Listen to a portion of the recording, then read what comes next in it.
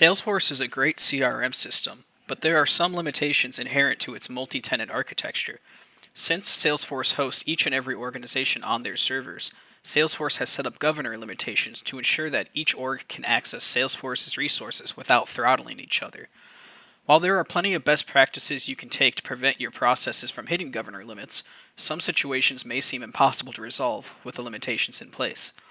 Luckily, we can work around these limitations by sending the data to be processed by third-party systems, such as Amazon Web Services Lambda functions. Lambda functions are event-driven, which means that you can trigger them with events in Salesforce. They are also serverless, which means that you don't have to worry about maintenance. You can just focus on building the Lambda function.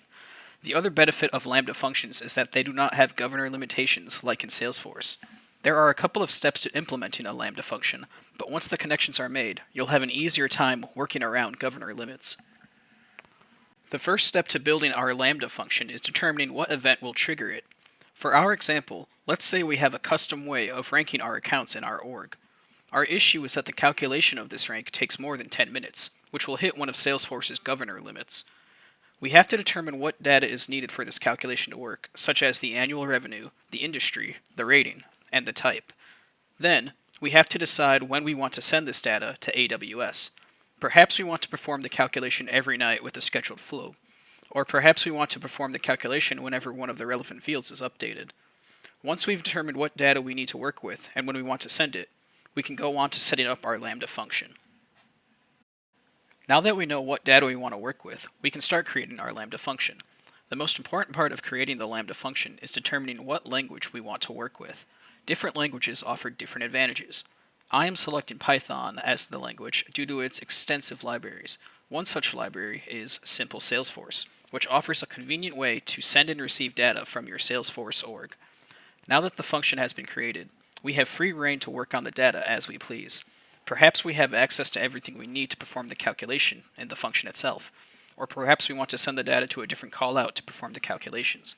Either way, we have more control on how we want to work with the data now that we don't have to worry about Salesforce's governor limitations. After the calculations are done, we still have to send the updated data back to our Salesforce org.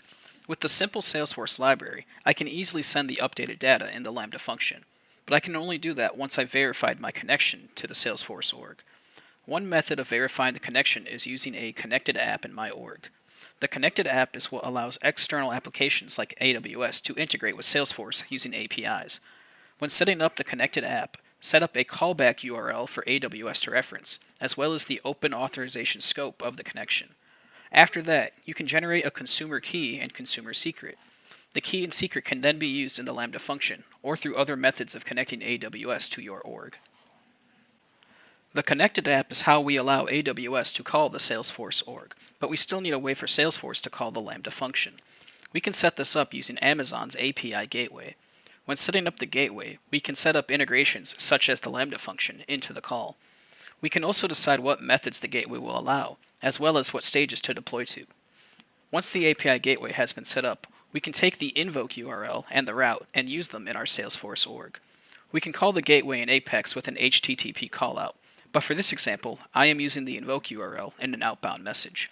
Outbound messages are an easy way to send the account data to the Lambda function. The outbound message sends record data to an endpoint URL, which in this case is the API gateway. Simply put in the invoke URL, select the running user, and select what fields to send. After that, the outbound message can be invoked in the flow setup to start the calculation process. With the flow activated, we can now see everything come together to update the custom rank field on our accounts.